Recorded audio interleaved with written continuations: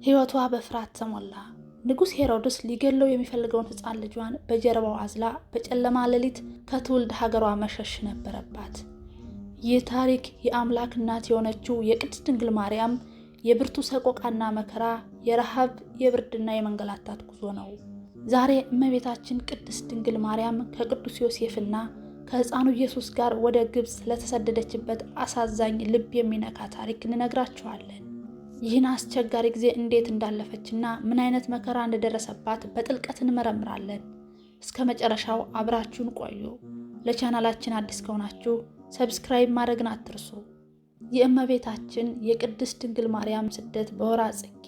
እመቤታችን ቅድስት ድንግል ማርያም በወርሃ ጽጌ ወደ ግብፅና ኢትዮጵያ ተሰዳ ነበር። ጌታን ጸንሳ በነበረችበት ጊዜ ለዮሴፍ አንዳንድ ጊዜ እንደ ጽጌረዳ አበባ ቀይ ሆና፣ በሌላ ጊዜ ደግሞ እንደ ሮማን አበባ ነጭ ሆና ስትታየው፣ ቀይ የነበረው መልኳ ተለውጦ እንደ ሮማን አበባ ጻዕዳ ነጭ፣ ነጭ የነበረው እንደ ጽጌረዳ ቀይ ሲሆንና የሚያውቀው መልኳ ሲለዋወጥበት ዮሴፍ እየደነገጠ እሷ መሆኗን ማርያም እያለ ያረጋግጥ ነበር። ወንጌላዊው ቅዱስ ማቴዎስ የበኩር ልጇን እስክትወልድ ድረስ አላወቃትም ያለውን ቅዱስ ዮሐንስ አፈወርቅ ሲተረጉመው መልኳ እንደ ጽጌረዳና እንደ ሮማን አበባ ይለዋወጥ ስለነበር በአንድ አይነት መልክ አላወቃትም ብሏል። ያን ለማስታወስ ከመስከረም 26 ቀን እስከ ህዳር 6 ቀን ያለው ወቅት ወርሃ ጽጌ ተባለ። እመቤታችን ቅድስት ድንግል ማርያም ጌታችንን ከመውለዷ በፊት ከጽንሰቱ እስከ ዳግም ምጽአቱ ድረስ ስለሚሰራው ስራ አስቀድሞ በነቢያት ትንቢት ተነግረዋል። ጌታ ከመወለዱ 24 ቀናት በፊት መካነ ልደቱ ቤተልሔምን በመላእክት አስጠበቃት።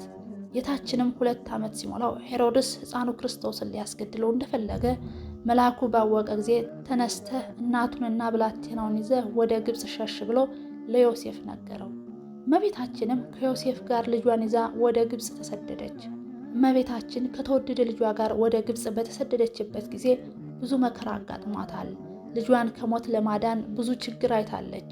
የቀን ሐሩሩ የሌሊት ቁሩ እየተፈራረቀባት፣ እሾህ እየወጋት፣ እንቅፋት እየመታት፣ መውጫና መግቢያው በማይታወቅ በረሃ ውስጥ ብዙ ተሰቃይታለች። ሕፃን ኢየሱስ ክርስቶስን ለመግደል ያድነው የነበረው ሄሮድስ 4 ወታደሮችን ከነጭፍሮቻቸው ሸልሞ እመቤታችንንና ልጇን ይዘው ከመጡ የበለጠ ሹመትና ሽልማት እንደሚሰጣቸው ነግሮ ልኳቸው ነበር። የዮሴፍ ልጅ ዩሳ ይህንን ሰምቶ ሲነግራቸው እናቱ ማርያም ምርር ብላ ለቀሰች። በግብፅ በረሃ ሲጓዙም እመቤታችን ወደ ትማን ቤት በሄደች ጊዜ የቤቱ እመቤት ስታያት ከየት መጣሽ ብላ ጠየቀቻት። እመቤታችንም መልሳ ከይሁዳ ምድር የተሰደድኩ ስደተኛ ነኝ አለች።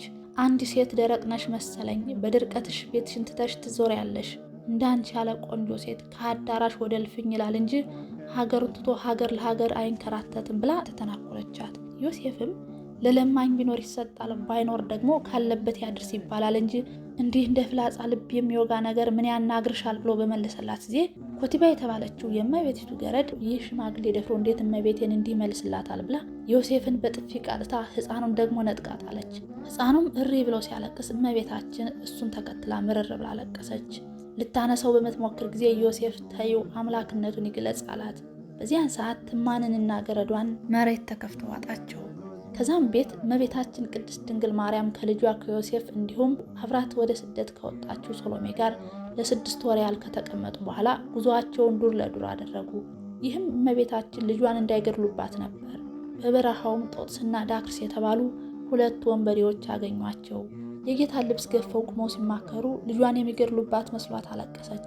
ሆኖም ግን ጦጥስ ካደረበት ፍቅርና ርኅራኄ የተነሳ እነዚህ ሰዎች አሳዘኑኝ፣ ወደዚህ ቦታ የመጡት ያለ ምክንያት አይሆንምና እንተዋቸው ብሎ ልብሳቸውን መልሶላቸው ጉዟቸውን እንዲቀጥሉ ረዳቸው። እናታችን ድንግል ማርያም ከልጇ ከጌታችን ከመድኃኒታችን ኢየሱስ ክርስቶስ ጋር ከኢየሩሳሌም ወደ ግብፅ ከዚያም ወደ ኢትዮጵያ የተሰደደችው ጌታ አዳም ዕፀ በለስን በልቶ ከገነት ስለተሰደደ እሱ ተሰዶ አዳም የተቀበለውን መከራ በመቀበል ሊያድነው በመፍቀዱ ነው። አዳም ከገነት ከወጣ በኋላ ብዙ መከራ ደርሶበታል። ወደዚህ ዓለም ሲሰደድ የተቀበለውን መከራ ተቀብሎ ሊያድነው ስለወደደ ወደ ግብፅ ተሰደደለት። እንደተበረደ ተበረደለት። በዕፀ መስቀሉ ተሰቅሎ ያጣውን ክብሩን መለሰለት። ወደ ክብር ቦታው ገነትን መለሰው። ግብፃውያንና ኢትዮጵያውያንም ለጌታችን ፍቅር ከምንም በላይ ይሳሱ ስለነበር ተቀብለው አሳርፈዋቸዋል። አንዳንዶችን ቤታቸውን በመልቀቅ አስተናግደዋቸዋል። አንዳንድ ሰይጣን ያደረባቸው ሰዎች ቢያጋጥሟቸውም ብዙዎች ግን ለፍቅሩ በመሳሳት ደም ግባቱ ከሰው ልጆች ሁሉ ያምራል ተብሎ የተነገረለትን መልኩን በማየት ብቻ ለማመን በቅተዋል። በበረሃ ውስጥ የሚኖሩ ሽፍታዎችም ለጌታችን ያሳዩት ርኅራኄና ፍቅር የተለየ ነበር። ኢትዮጵያውያን ባሳዩአትም ደግነትና ፍቅር እመቤታችን በመደሰቷ ጌታችን ኢትዮጵያን በእመቤታችን ምልጃ ሊጠብቃት ስለፈለገ የአስራት ሀገር አድርጎ ሰጣት። ለፍቅሩ ለሳሱለት ኢትዮጵያውያንና ግብፃውያንም ገዳማተ ግብፅና ገዳማተ ኢትዮጵያን ባረከላቸው። ሌሎችንም ገዳማት መሰረተላቸው። በዚያን ዘመን በምናኔ ይኖር የነበረው ከካህኑ ወገን የሆነው መልከ ጼዴቅም በስጋ ዘመዶቹ የሆኑትንና የማይዘመዱትን እንዲምርለት መስዋዕት እያቀረበና እየጸለየ እግዚአብሔርን ይማጸን ነበር። ሲጸልይም አቤቱ ለዲያብሎስ ከመገዛት ለአንተ ወደ መገዛት መልሰኸኛልና ከሀገሬ ማውጥተህ አንተ ወደምታመልክበት ቦታ አምጥተኸኛልና በደሌንም ይቅር ብለኸኛልና አመሰግናለሁ። ነገር ግን እኔን ይቅር እንዳልከኝ ዘመዶቼንም ማርልኝ። እግዚአብሔርም ልመናውን ተቀብሎ ልጄን ወደ ግብፅ በጠራው ጊዜ ዘመዶቼን እምርልሃለሁ አለው። ቃል ኪዳንም ገባለት። ዘመኑ በደረሰ ጊዜ እግዚአብሔር የገባለትን ቃል ኪዳን ለመፈጸም የመልከ ጼዴቅን አባት ወገኖች የካም ዘሮች ናቸውና ጌታችን ወገኖቹን ሊምርለት ወደ ግብፅ ተሰደደ። በመጨረሻም በመጽሐፈ ስንክሳር እንደተመዘገበው ግንቦት 24 ቀን ግብፅ ደረሱ። በግብፅ ባሉ የተለያዩ ከተሞች ተዘዋወሩ። ጌታም በተለያዩ ቦታዎች በርካታ ታምራትን አደረገ። አንዳንድ ሰዎች ተቀብለው ሲያስተናግዷቸው፣ ሌሎች ደግሞ አሳደዋቸዋል፣ መከራንም አጽንተውባቸዋል። በዚህ ስደታቸው ወቅት ጌታና እመቤታችን ወደ ኢትዮጵያ መጥተው ሀገራችን ባርከዋል። ለ3 ዓመት ተኩል ያህል በስደት ከቆዩ በኋላ ሄሮድስ ሞተ። ሄሮድስ ከሞተ በኋላ እነሆ የጌታ መልአክ በግብፅ ለዮሴፍ በሕልም ታይቶ የሕፃኑን ነፍስ የፈለገው ሞቷልና ተነስ፣ ሕፃኑንና እናቱን ይዘህ ወደ እስራኤል ሀገር ሂድ አለው። እሱም ተነስቶ ሕፃኑንና እናቱን ይዞ ወደ እስራኤል ሀገር ገባ። ቅዱስ ዮሴፍ ይህንን ወደ እስራኤል ሀገር ሂድ የሚለውን የመልአኩን ቃል የሰማው ቁስቋም በምትባል በግብፅ ባለች ቦታ ነው። በኋላ በዚች ቦታ ላይ የእመቤታችን ቤተክርስቲያን ተሰርቶ ቅዳሴ ቤቱ ህዳር 6 ቀን ከብሯል። 23ኛው የእስክንድሪያ ፓትርያርክ ቴዎፍሎስ ደግሞ በጌታና በእመቤታችን ስደት ወቅት የሆነውን ነገር እንዲገለጥለት ለብዙ ጊዜ ጸሎት ካደረገ በኋላ ህዳር 6 ቀን እመቤታችን ተገልጣ በጉዞው ወቅት የሆነውን ነገር ሁሉ ነግረዋለች። ስለዚህ ህዳር 6 ቀን በሁሉም ምስራቃውያን አብያተ ክርስቲያናት የእመቤታችን ከስደት የመመለሷ ነገር የሚታሰብበት ሆኗል። ሄሮድስ በነገሰ ወራት ከአንዱ ሀገር ወደ ሌላ ሀገር መሰደዷን በዓይኗ የሚፈሰው እንባ ከመብዛቱ የተነሳ በልጇ ፊት ይወርድ ስለነበረው እንባ እንድታሳስብልን የጌታ ፈቃድ ይሆንልን። ይህንን በማሰብ ቤተ ክርስቲያን ካህናቱ ስጋውን ደሙን አቀበለው ከተመለሱ በኋላ እንጸልያለን።